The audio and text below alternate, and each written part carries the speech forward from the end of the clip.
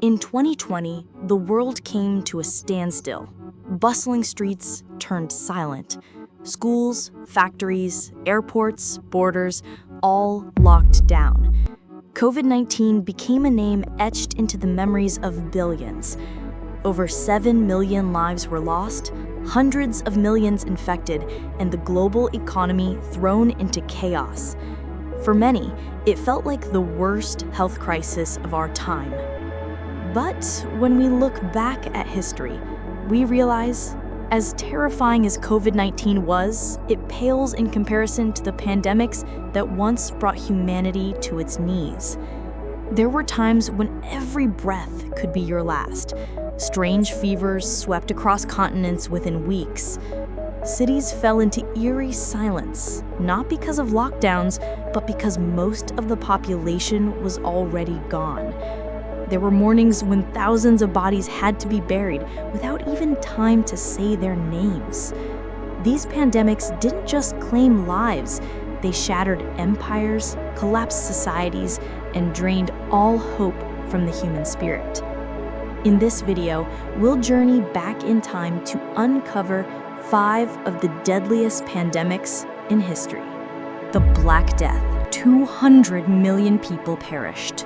The plague, known as the Black Death, originated in the remote steppes of Central Asia.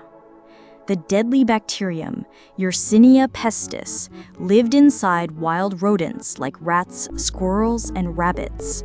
But it was the fleas feeding on these animals that carried the real danger.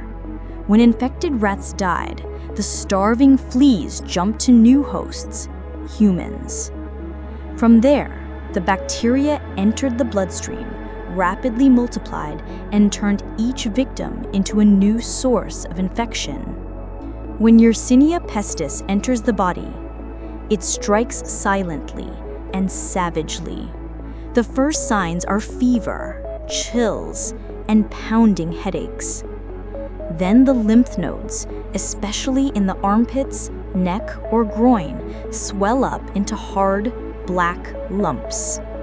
As the infection spreads, patients descend into delirium, vomiting, and, if the lungs are involved, they begin to cough up blood. In the most lethal form, septicemic plague, death could come in less than 24 hours, sometimes before any symptoms even appeared. The death rate soared to 60, even 90%. In the year 1347, a silent catastrophe crept into Europe.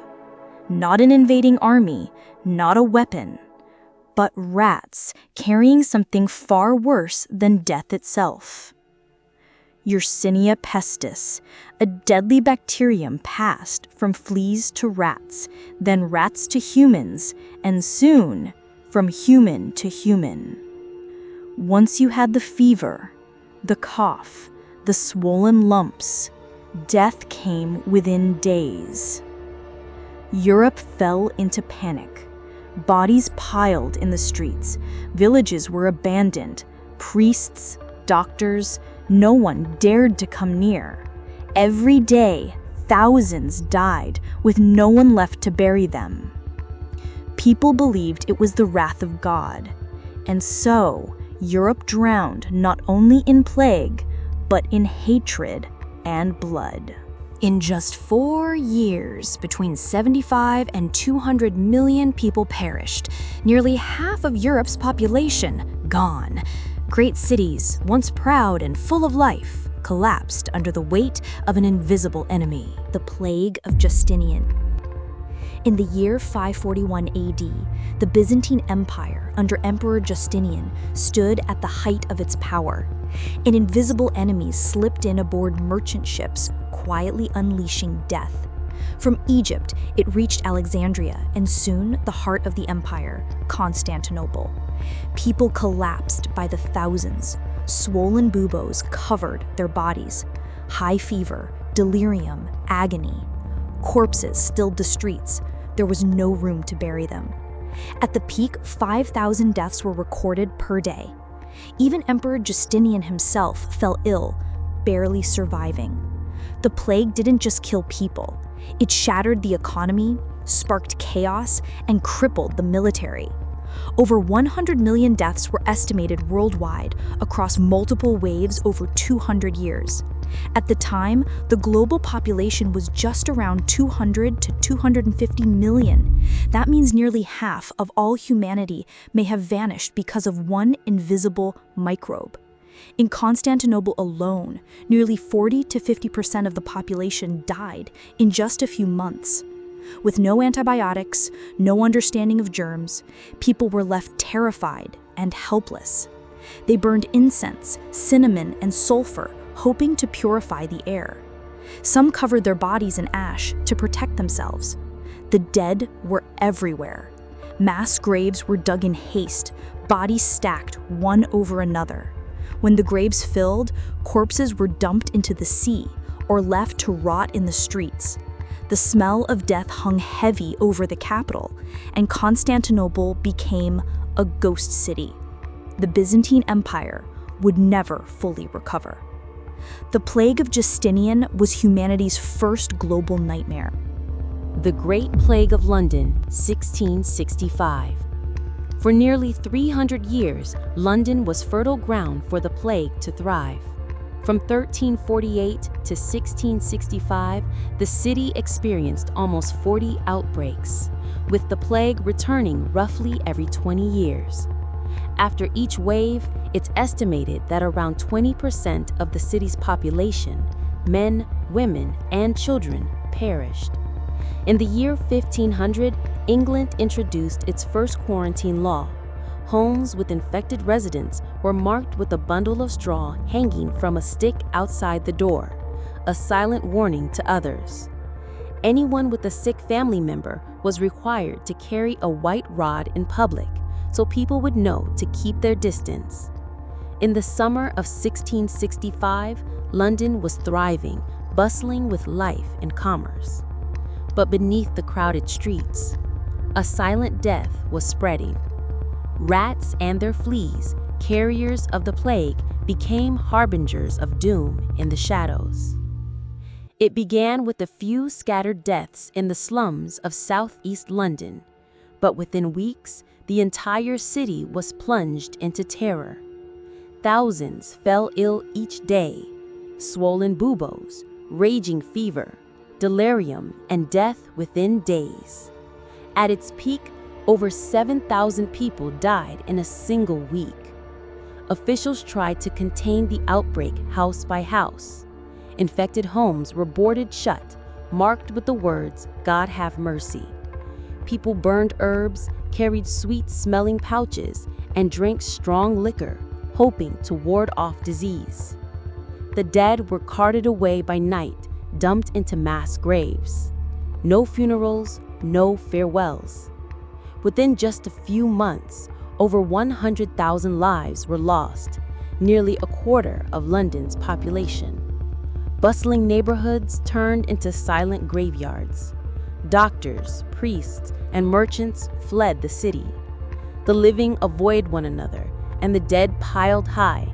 London fell into a darkness of despair. In 1666, just a year later, the Great Fire of London erupted, consuming much of the city. But strangely, it also wiped out rats, slums, and lingering sources of infection. That raging inferno marked the end of London's final Great Plague. The Smallpox Pandemic. Unlike the plague, which came in waves, smallpox was a persistent killer, a death that lingered for thousands of years. It is believed to have emerged as early as ancient Egypt. On the mummified remains of pharaohs, archaeologists found the telltale scars of this devastating disease. No continent was spared from smallpox. It killed nearly 30% of those infected and left permanent scars on the survivors. In a world without antibiotics or vaccines, smallpox haunted every village, every palace, and every battlefield. Smallpox didn't just take lives, it left behind wounds that never healed, physically and emotionally. The average fatality rate was 30%, and among children, it was even higher. Entire villages lost half their people in just a matter of weeks. Survivors were often left with deep, pitted scars all over their bodies, their faces disfigured, and many went completely blind due to eye infections. In the 18th century, smallpox was the leading cause of blindness worldwide. Even more horrifying, smallpox was once used as a biological weapon in the Age of Empires. In the 18th century, British troops gave smallpox-infected blankets to Native Americans, sparking a silent genocide. It wasn't until 1796 that hope arrived, when Dr. Edward Jenner developed the world's first vaccine. But it took nearly 200 years of global vaccination efforts before the World Health Organization officially declared the eradication of smallpox in 1980. Smallpox remains the first, and so far, only human disease we've completely wiped out. The 1918 Spanish flu pandemic. In 1918, the world emerged from World War I, bloodied and broken, but an invisible enemy was waiting, and it made the war look like child's play. It wasn't guns or bombs, but an influenza virus, tiny but deadlier than any weapon humans had ever known. Within months, nearly 1/3 of the world's population was infected. The virus spread with returning soldiers, steamships, and mass migration. No nation was spared. Doctors called it a cytokine storm. The body's own immune system went into overdrive, attacking itself from within. Unlike typical flu strains that strike the old and the very young, Spanish flu killed the strongest among us. People aged 20 to 40, soldiers, workers, nurses, dropped like flies, healthy in the morning, dead by nightfall from lungs filled with blood and respiratory failure.